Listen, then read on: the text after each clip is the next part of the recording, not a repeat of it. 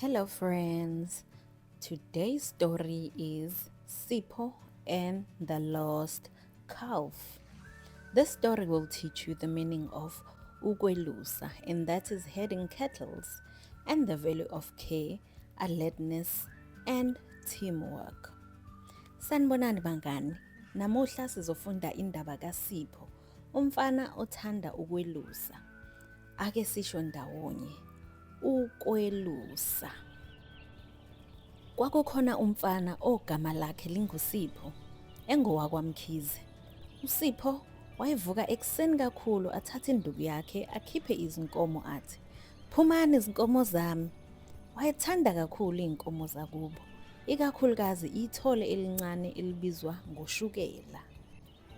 Ngelinye ilanga kushisa ngesikhathi uSipho elusile, ehlezi ngaphansi komthunzi, ehlabelela ingoma ethi, "Woza wemvula uzosichela we, ngawo amathonsi abandayo qa." Wathuswa ukuthi ushukela akekho, ulahlekile. Bantwana, uSipho kufanele enze njani manje? Yebo bangani, kufanele afune inkomo elahlekile.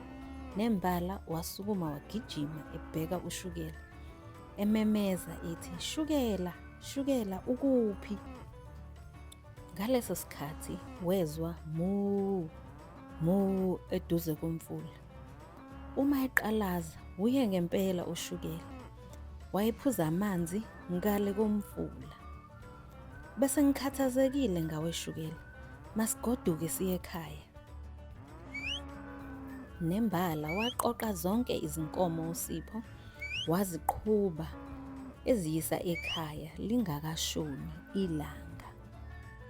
Emva kokuvalela izinkomo wabe esegijima ephuthuma endlini lapho ayezobonana khona nogogo wakhe.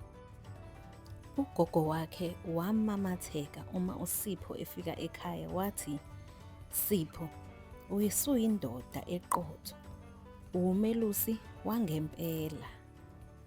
uSipho wafunda ukuthi ukwelusa akukhona nje ukubheka izinkomo, kodwa ukuba nomusa nothando lwemfuyo. Bangani, ngabe sifundeni namuhla? Ngiyabonga ngokulalela indaba kaSipho nenkomo elahlekile. Ningakhohlwa ukuthanda, ukwabelana nokulandela uMzansi Zulu Mama. If you enjoyed the story, subscribe. And if you want more stories like this, like the video. See you next time, friends.